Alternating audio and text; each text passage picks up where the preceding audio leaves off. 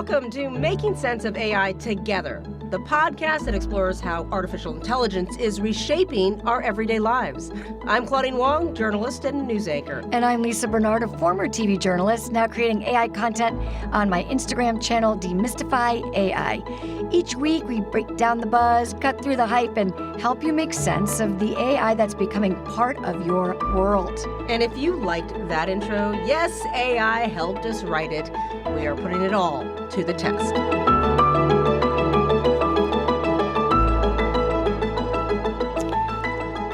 Thank you all for joining us. One of the most promising use cases of AI is in healthcare, and nearly 80% of healthcare executives say they're already piloting or implementing AI in their practices. It's helping read x-rays. It's helping diagnose illnesses with strange symptoms. It's helping make a doctor's life easier by recording the visit in the office with the patient and in an instant giving next steps or action items. It's really having a boom. And by 2030, analysts are saying this could be a $188 billion industry.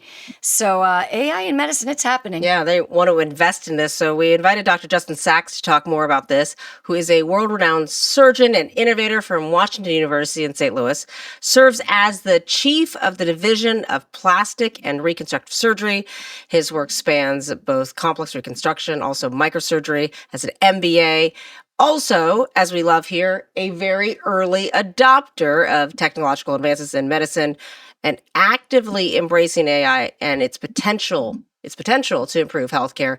And so in this conversation, we do want to explore a few things, like what would the patient experience look like?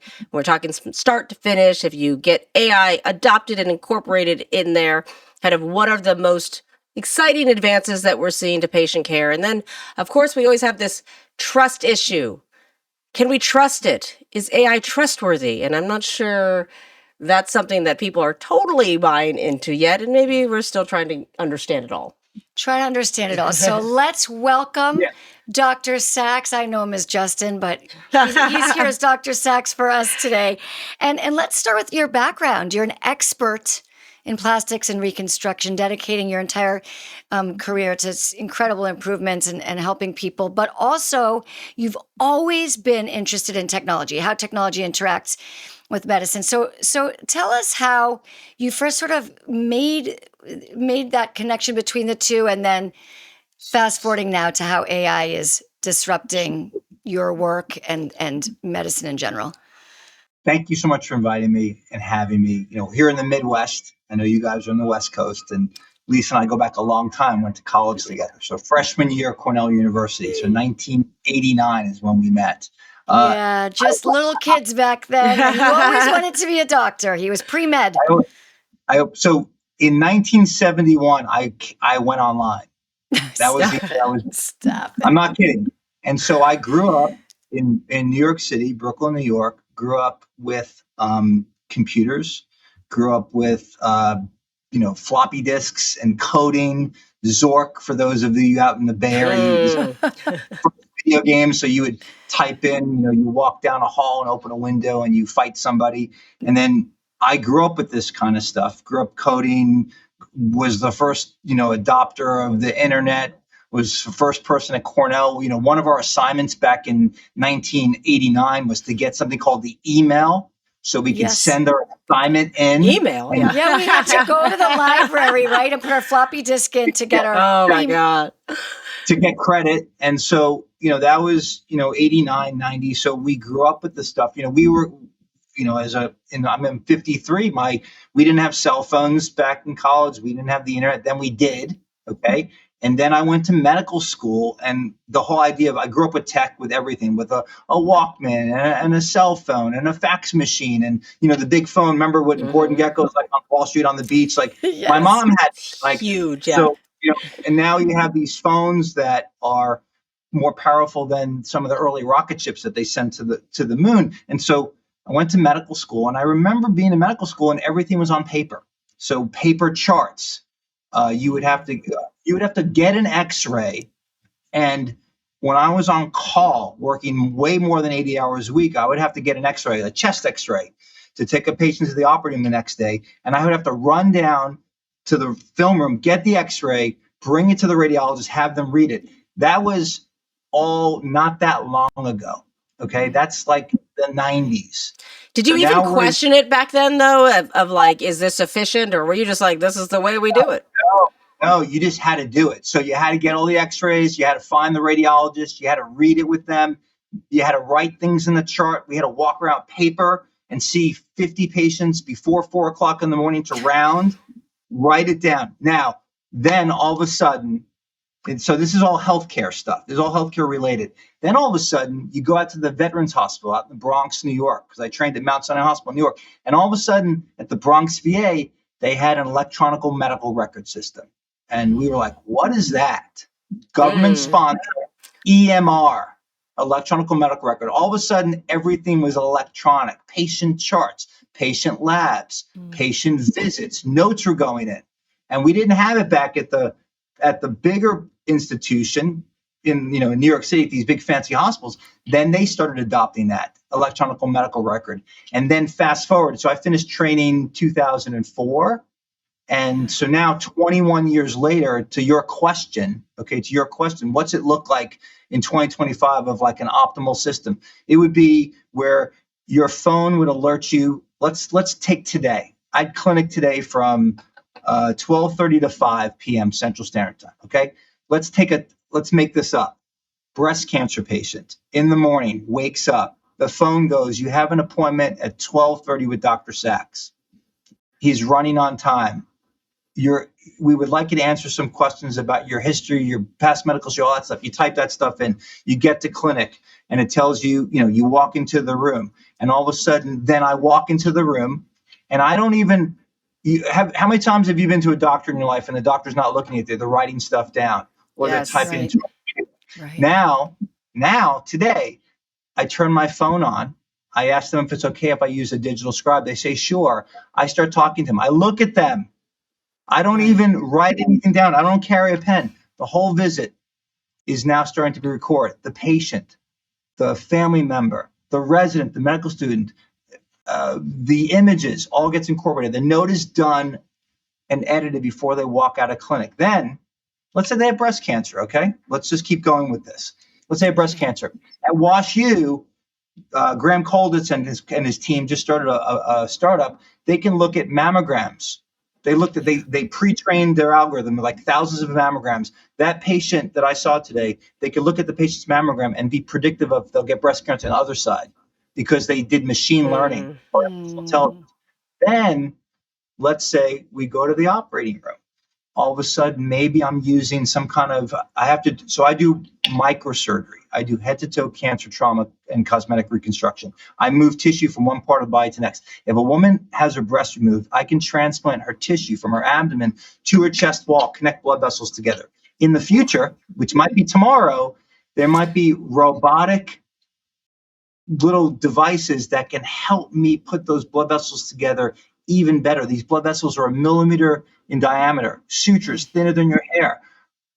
Artificial intelligence guided robotic, devices helping me be a better surgeon. Monitoring that patient has the operation, goes to the floor. Devices on wireless on the breast. Is the blood supply good? Are their medicines correct? Are they developing early infection sensors? So I just wanted to throw a hypothetical. You asked me, what is a seamless? It's all the technology is literally at our fingertips now and just waiting to be implemented. Okay, so can I stop you there for a second? Because the picture you paint is like this utopic AI. AI is making us all better. It's saving lives. It's making beautiful sutures in congruence with the doctors who have gone to Cornell and who have studied and who are innovators and stuff. And it all sounds lovely. How many doctors do you think are listening right now? Forget the patients because, just forget us for a second. Who are going, oh, come on, Dr. Sacks, you are giving up the craft and the art and what you've studied and the human side of this that makes you look at that patient and you're giving too much of it to technology. Are there doctors saying that? So there are. So the S curve of adoption. So I'm speaking the Bay Area language. Like this is from San Francisco, Yes. right? When I say S curves of adoption, everybody's like, oh, this guy, he's a doctor. Why is he talking about the S curve of adoption? There, we are at the beginning of this. We are at the bottom of the S. We are early adoption. We are innovation. There are people that say, what do I need a telephone for? What do I need a fax machine for? What do I need the internet for? What do I need virtual reality newscasters asking me stuff, 2 hours on time zone differences in the middle of the night? So we are at the early beginning of this. What I'm going to tell you is that artificial intelligence is going to amplify the human physician, the human patient. It's going to amplify everybody. It's going to make better doctors. It's going to make better patients. Give you an example. Patients now, okay, if any one of us have a diagnosis, you can use today, not tomorrow, not next week, a large language learning model, whatever flavor you want, whatever free one or expensive one you want.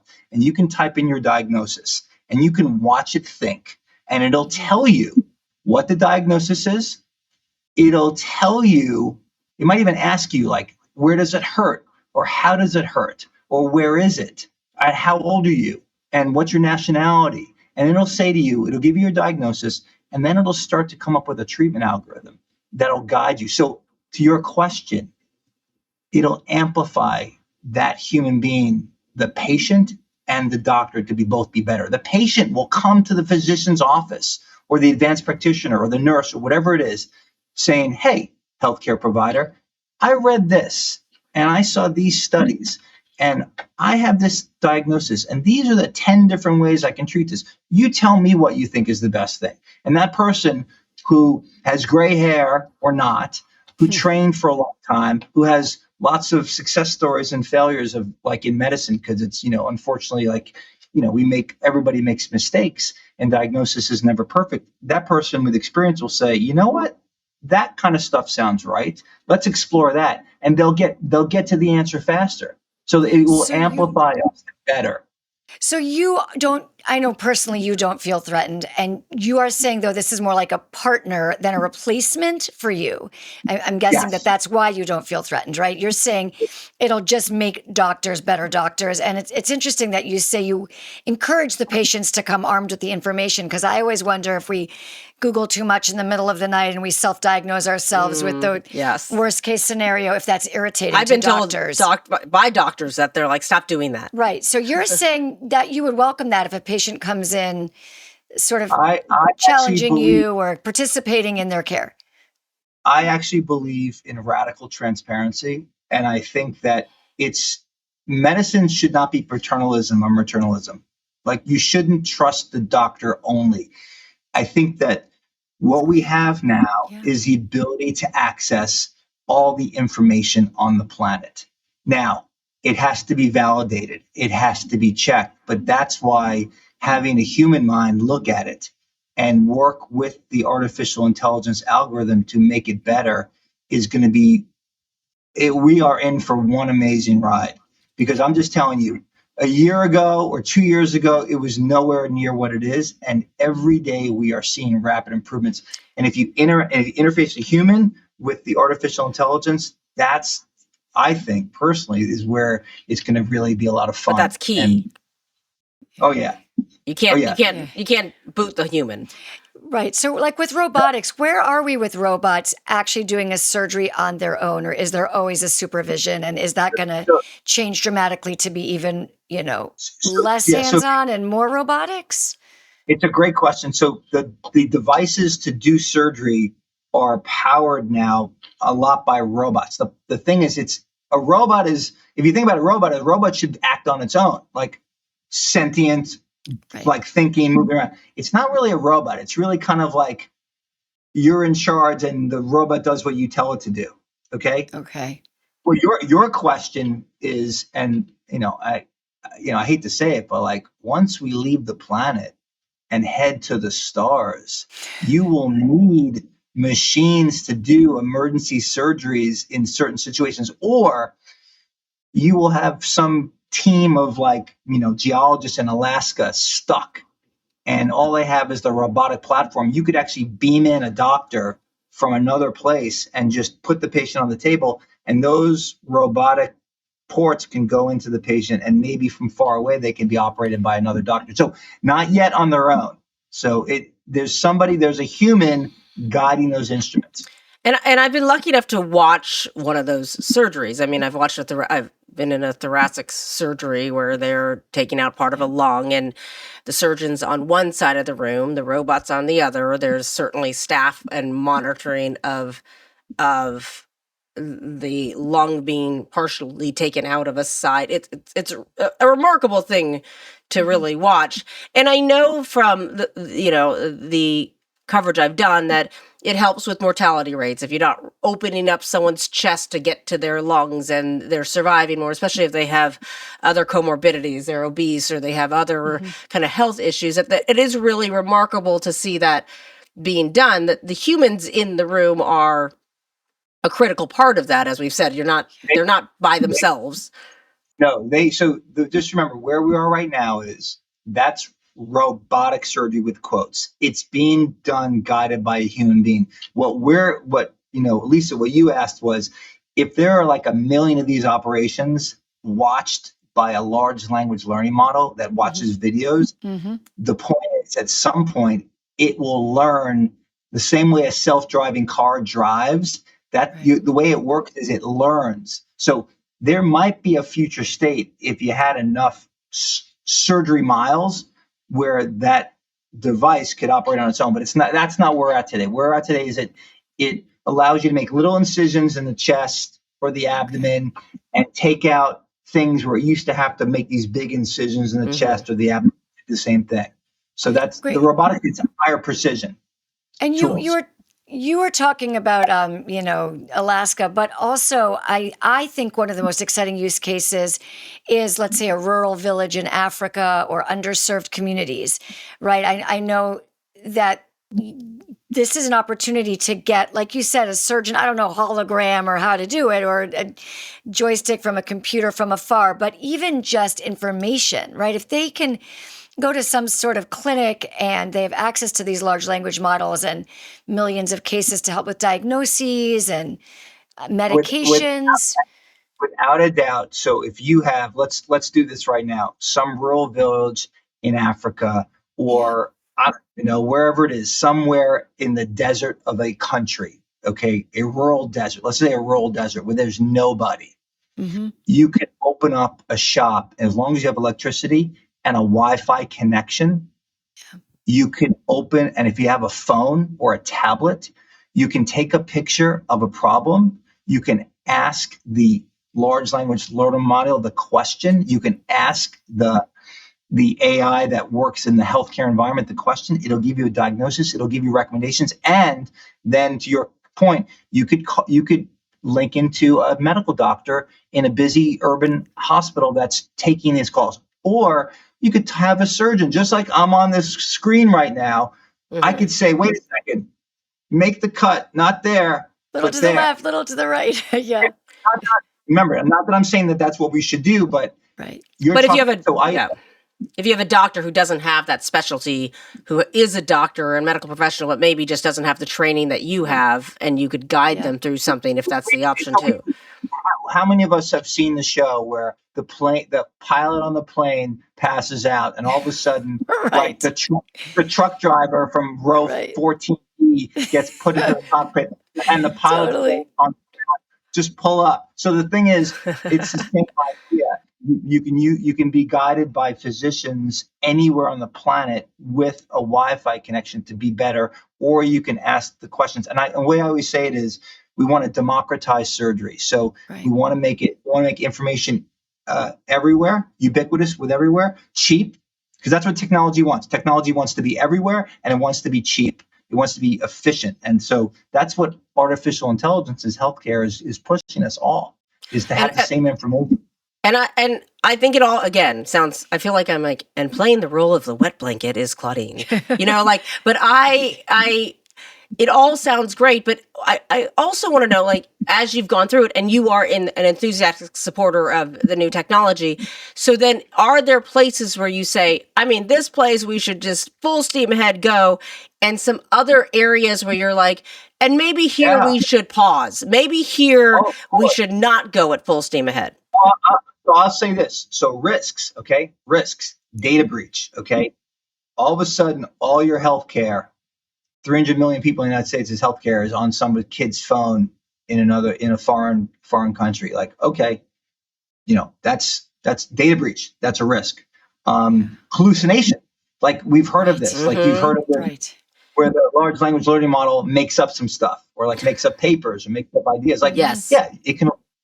We've all seen the movies like 2001: Space Odyssey, where the computer is told to protect the mission, and it does it at all costs and sends some astronauts out the window. And Yes. so yeah, there's data breach risk. There's and also biases. So it's only as good as the data you put in. So if the data all is put in that favors one population over the other, the one population that's not like the other population asking questions, they might get the wrong medicine. They might get the wrong treatment. They might get the wrong psychological support. So yeah, there's tremendous risks, and we should treat this the same way like the FDA approves drugs and food and stuff. We should think about regulations for this, slow it down, because it's full steam ahead out there in Silicon Valley. 100%. Yes. And how would you advise young doctors who are starting med school, and will the med schools catch up as fast as this is moving so quickly with their curriculum? Because the training, I'm guessing, should evolve and be completely different than the training you had. I would only guess. So I have two kids. One's in college. Go Longhorns, UT Austin. One's going to be fun. We beat you. Go on. Yeah. I know. You brought it up.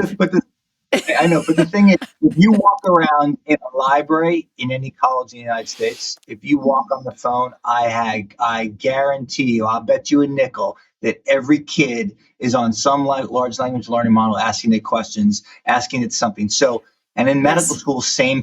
So the market is already telling us in healthcare, like the people with gray hair, the teachers, the professors, the doctors, the patients are going to bring it. They're going to come in there with the printed out pieces of paper. They're going to say, Doc, I asked this. Doc, I took a picture of this lesion and it tells me I should run to the dermatologist. We have to keep up with it. And what do I tell kids? I would. Yeah. I want to know. What would you tell kids? And when you say we have to keep up with it, but professors, with all due respect, are slow to change curriculum and I mean, this can't happen overnight. We see it with teachers just in generalized education resistant to AI.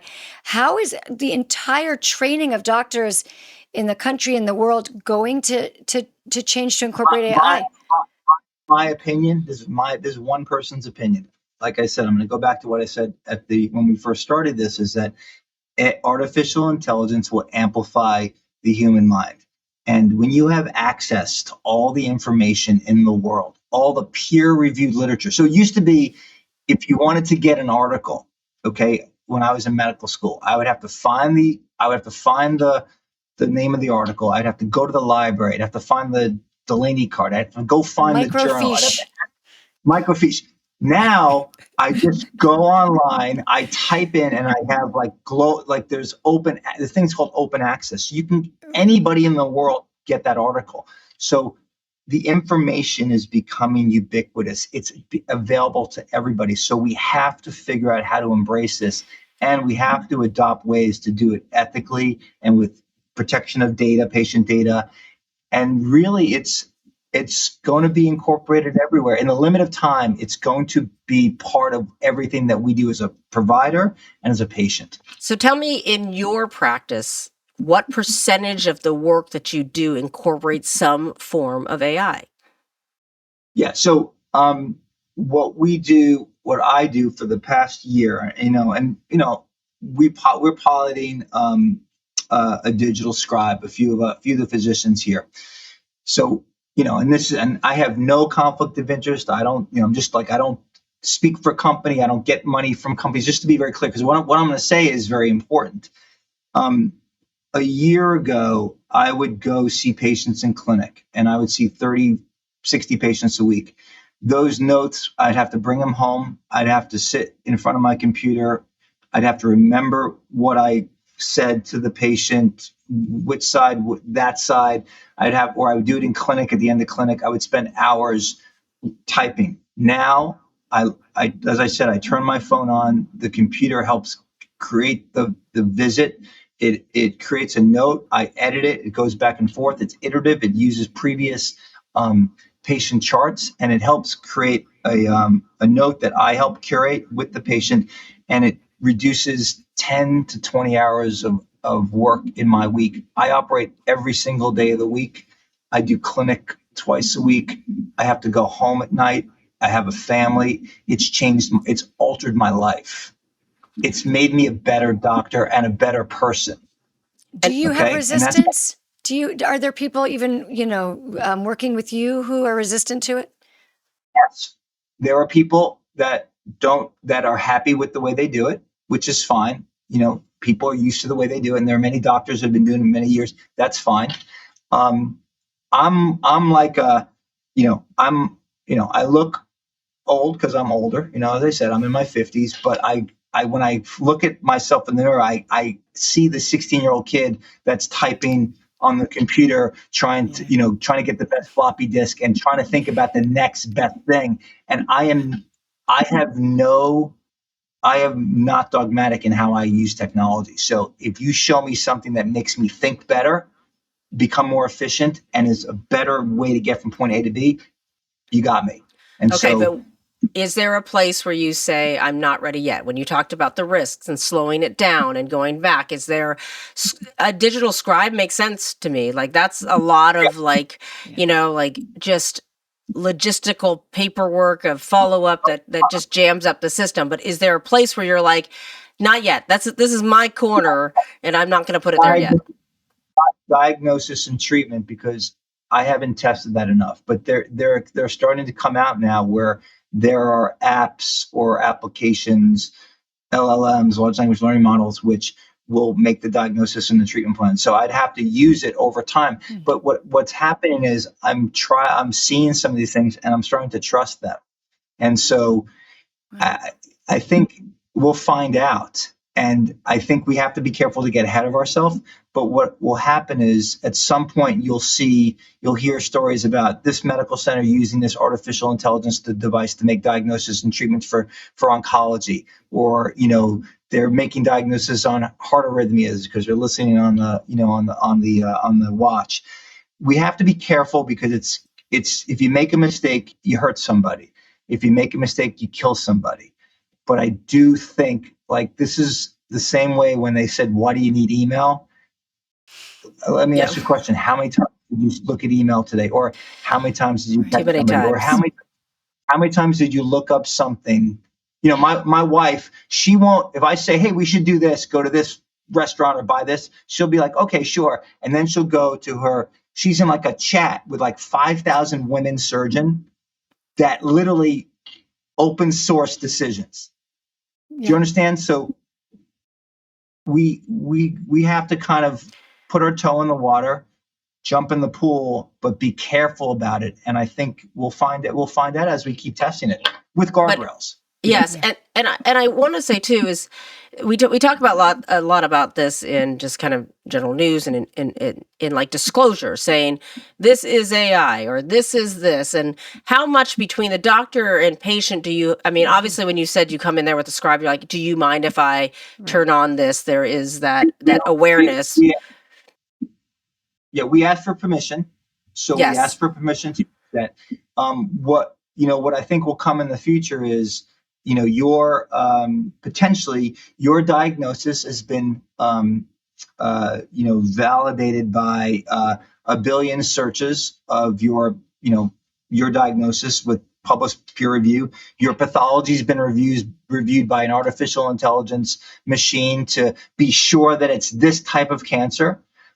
Your blood has been analyzed by a machine that does 16 trillion calculations per second, and it's found a specific genetic defect in base pair 1 billion. And we can, with a special bespoke or tailored liposomal medicine, inject a base pair correction to fix your sickle cell disease or your beta thalassemia or your Duchenne's muscular dystrophy, and genetically modify your proteins which aren't working that well, all based upon artificial Okay, intelligence. that was just the perfect iteration, because when you said, and I'm not saying you just said words, but for a layperson, you might have just said words, words, words.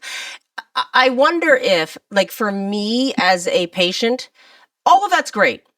All of that's great. You tell me, I always love it. Like, I have a doctor who's like, I've checked with this person and this person, this person. I'm like, great. Like, as a journalist, I'm like, you have multiple sources.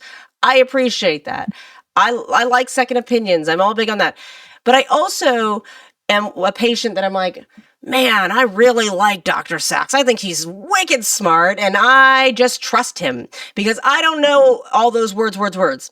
I don't know if this large language model is doing what it's supposed to. I can't spot all the places that you might say, well, that's definitely a hallucination. I think that's kind of crap, and excuse my language. And I'm going to take a second look. How much of it also is what can't be replaced, I would say, again, as I come in here with my not skepticism, but to say the relationship a patient has with their doctor, to say, I trust you. If you tell me that this technology is telling you something that you might not have seen, but you have looked at, I trust you more than I trust all of the things you just said. You get to the heart of the doctor-patient relationship or provider-patient relationship. Because remember, we have people that are nurses and advanced practitioners and physician assistants that are going to do the same thing.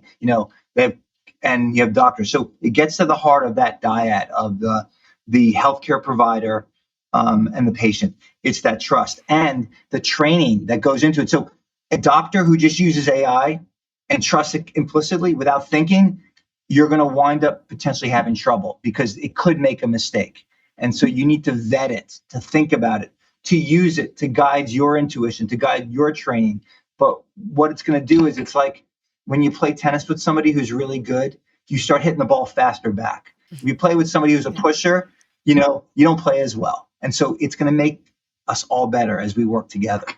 Well, I will say that I did a story on a hospital in China where it's 14 AI doctors and 10 AI nurses, and it seems to be entirely AI. And I think that you wouldn't have that doctor-patient relationship. That freaks me out. Yeah, that might freak some people out. But they're also, efficiency. If you have the common cold or you have something that's easy to diagnose, maybe it is more efficient. But, again, they're working on that, and I'm sure it's going to be a race globally to get ahead of this thing and keep up with this thing, right?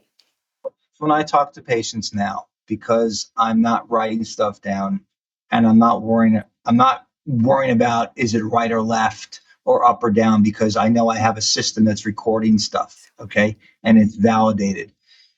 I will sometimes go out of my way to look deep into the patient's eyes or to touch their shoulder with chaperones, right? In chaperones, and just say, you're going to be okay. And we're going to figure this out together. And that human touch, that connection, I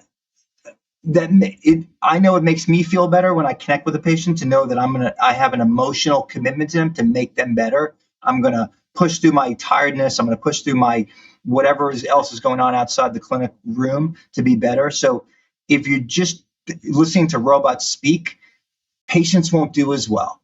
They're going to do well when they have a committed provider who is knowledgeable and is compassionate, and people feel better when they have that. And so you include that all together. So yeah, it's not just going to be about robots giving diagnoses. It's about humans delivering great information and providing guidance, but being better over time, because I do think in the limited time, it's going to make us, as they say, in Boston, wicked smart. Wicked smart. Well, I do say, because I think when everyone switched to the digital, I think it's also amazing, your story, that the government did it before private. Always.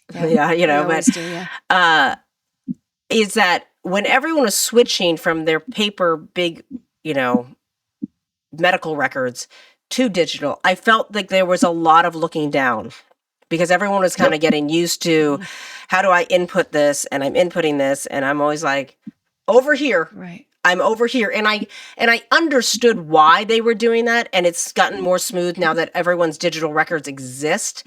And I see the benefits of it across platforms where every doctor can pull it up. But there was that little hump time where you're like, oh my gosh, I don't even know if you knew what I look like if you bumped into me on the street because you've been looking down this whole time.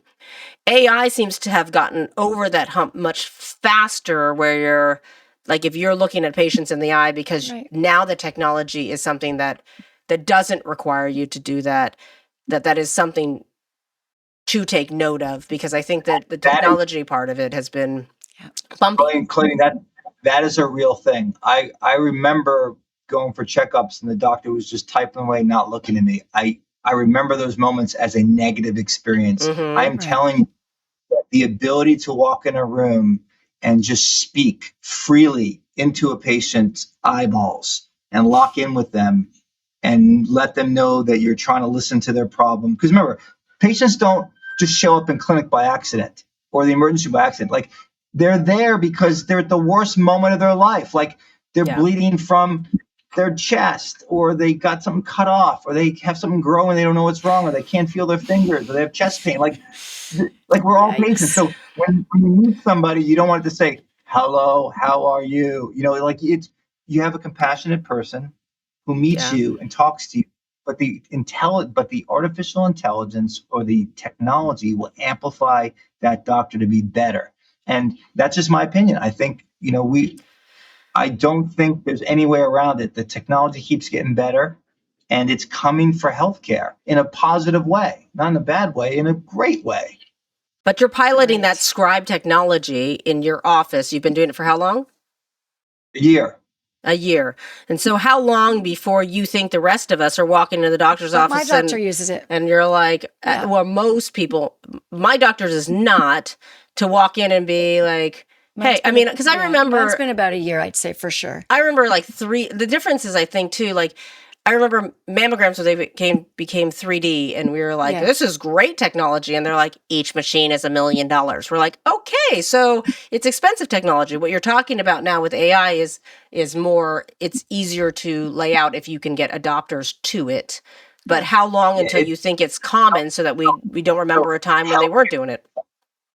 Healthcare is expensive. We're not just not about insurance and about the state of the healthcare system in the United States, is that things cost money. It's real dollars. It costs a lot of money. Licenses cost money. The scribes cost money. Human scribes cost money. Digital scribes cost money. People resistant to change in technology.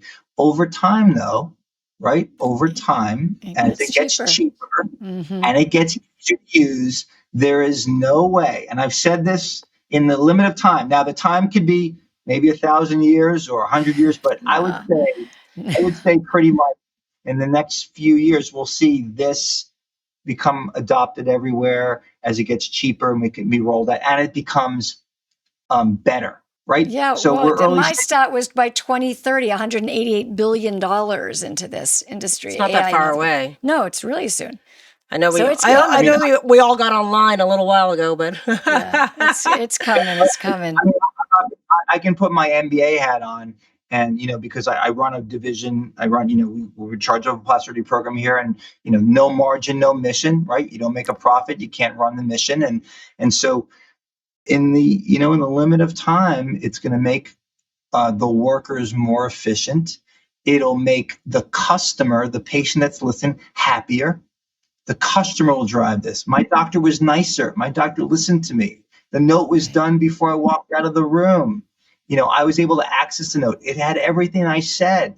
Like, you hear about errors in healthcare. Like, this is going to help reduce errors. I'm not saying it's perfect today, but I'm saying if we work with it together and we take the lead on it, and its innovation is, technology gets what it wants. It just wants to improve and be better. That's what it's like. I mean, I personify it, like I give it, but that's what happens over time. Yeah. And not be scared of it. This is what I keep saying. Figure it out. Figure out what you like, what you don't like. Don't be scared. Be cautious, but figure it out if it can help. I mean, the thing is, if you look around, okay, if you walk around anywhere in the world now, everybody has access to a cell phone, a cellular phone, okay? And on that cellular phone, anybody anybody in the world can ask a question. Who am I? What am I? What do I need to learn today? How can I be better? And so if you think about that and you put it in healthcare, like, how can I be a better doctor? How can I be a better nurse? How can I be a better patient? And so that's where I think this is fun, because we got to be careful. There are always the risks. Everybody talked about it, data breaches and ethics and hallucinations. But I think, the future, I'm a pathological optimist about where this is all going. And I think, the robots are coming, but so are the humans. And I think the future is going to be a better of both of us. Better robots, better humans, all working together. That's my belief. It's like the emojis. There's the robot arm and the human arm. They're gonna be holding hands. Well, if you can make an ER visit faster, or something that gets us through to the healthcare that we need and the time that we need it, I think people would embrace that. I mean, if we're honest, we don't know what's going on behind the scenes anyway. You're just sitting there waiting for them to call your name, and so whether that's AI or something else, you're like, is it me yet? Is it me yet? Somebody right now might be thinking, I always say, like, the Bay Area or startup culture, somebody might be listening going, wait a second, we can make a better app for the ER. A patient who thinks they need to go to the emergency room answers 100 questions, and the ER says, no, you don't need to go. Just go to the pharmacy and buy yourself some antacid. Instead of going to the emergency room at 7 o'clock at night on a Saturday night, waiting 12 hours to have a doctor ask you those same questions, you don't go to the ER. Or wait, you're bleeding how fast? You better get there pretty quick. Get to the ER now. Or maybe, just maybe, as I venture into the insurance, they could pre-approve you based on your answers to this question, so that you're not sitting there going, I'm dying, but let me call this pre-approval number to make sure it's covered. So, medicine is an art, a science, and a business. So to your statement right now, 100%, make the insurance interaction more efficient, make the patient questionnaires more efficient, make the diagnosis more efficient, make the treatment more efficient, make the medicine more efficient, make the surgery more efficient. It's going to amplify everything to be better. And it'll take time, but that's kind of, I think, where we're headed. But to your point, if you've ever sat for any amount of time in an ER, it is the saddest place in the world, because it is just a bunch of people who don't feel good and who are worried that something about the way they feel is going to be life-threatening to them, or the baby they're holding, or the person that they love, or their parent, or whoever. Those are sad places with a lot of people behind those counters who want to help. And so certainly not disparaging anyone who works in an ER, because I think that is very, very difficult work. But somewhere, to your point, there's got to be a way to make that better. And if AI can assist in that, bring it on. Bring it on. Bring it on. Thank you. Remember, it doesn't sleep. This stuff doesn't sleep. It's so, like, whenever you go to it, it's a question, it's on. So I think, as I'll say again, it's going to really make, I think, humans better. It's going to make, healthcare providers better if they work with it well. And it'll maybe make that doctor in the middle of the night, or that nurse at 2 a.m. in the morning, when they're going to see some patient and they're not kind of sure what's going on, and they pump in 10 different things, and they go, and that artificial intelligence program says, maybe you should think about this. And then they go, wow, maybe it's that. Let's rule it out. And they'll get faster to the truth and maybe get you home quicker. Well, as we've watched all those medical shows that we know are not accurate in real life, but where all the interns are laying around on the floor going, could it be this? And could it be that? And tasked with that. And not that won't still go on, but also any help in that search for answers, it benefits the person who has the ailment. Also, it has found obscure, hard to diagnose diseases. I mean, I know there's anecdotal evidence of a mom who went to 17 doctors and couldn't figure out what her child had, and typed it into, AI, and AI came up with the answer. I mean, it is starting to happen. And I think, lean into that and say, this is a good thing. Yeah, there are chess players. The best chess players in the world can't beat the best artificial intelligence programs. The best Go players can't beat the best artificial intelligence programs. And so, what I want to just come across is I'm not like the number one fan of artificial intelligence is going to solve everything. But what I will say is that I know enough to say in the limit of time that as we embrace this and it gets better, it's going to make us better, and it's going to save lives, and it's going to help improve patient outcomes, and it's going to make unhappy emergency room patients happier because they're going to get in quicker or not go in at all. And I think we are in for a wild ride. I think the next 10, 20, 30 years will be unrecognizable. When we're older and we're looking back and we remember this conversation, that guy, what was that guy, Justin Sacks, saying about the robots in clinic? The visionary. He's a visionary. No, it's true. I think you're right. I agree with everything. And we keep saying here, the genie's out of the bottle, the train has left the station, whatever metaphor you want, cliche. There's no question it's happening. So, as you said, guardrails or help to guide it, but it is here. And I think it's exciting. I think, yes, exciting and scary.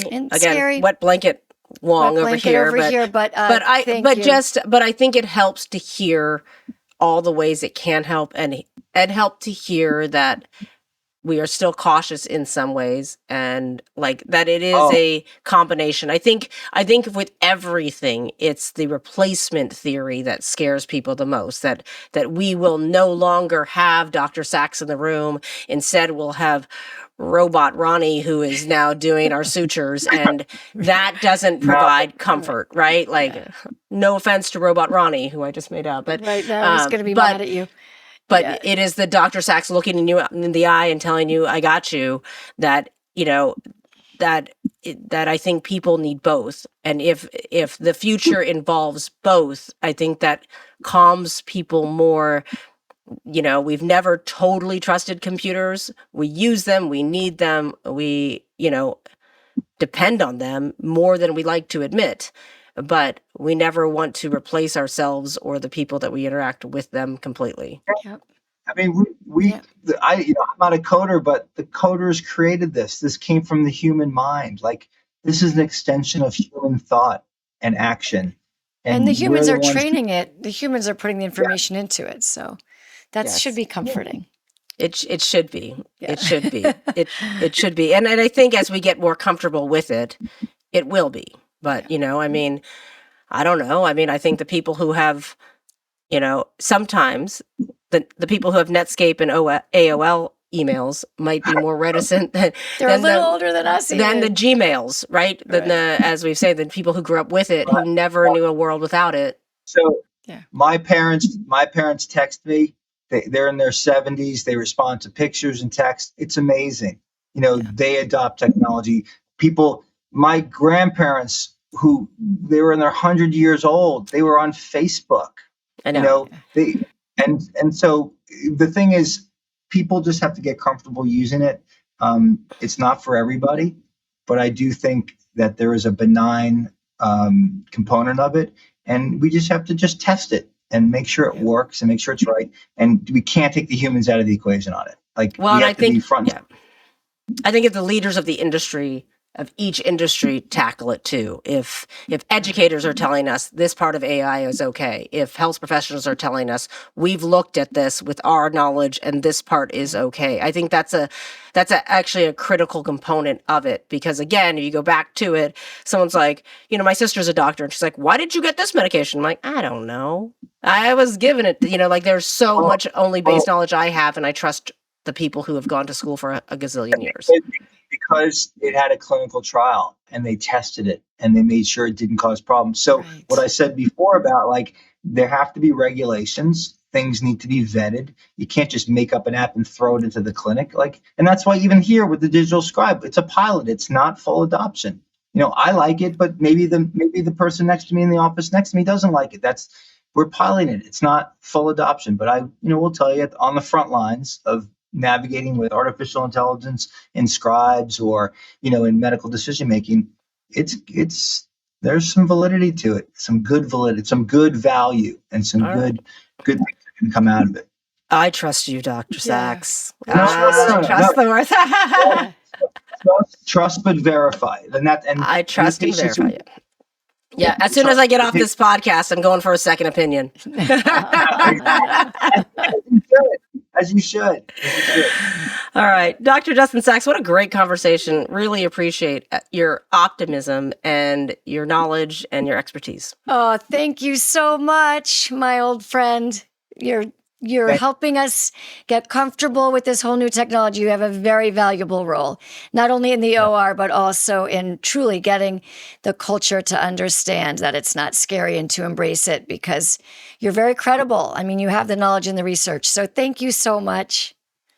Thank you both. And just thank you for giving me the opportunity to speak. And it's fun. But remember, Good. trust and verify.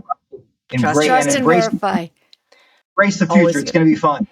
It's going to be Thank great. you. All right. Thank Thanks, you Dr. so Sacks. much. That's it. That's the whole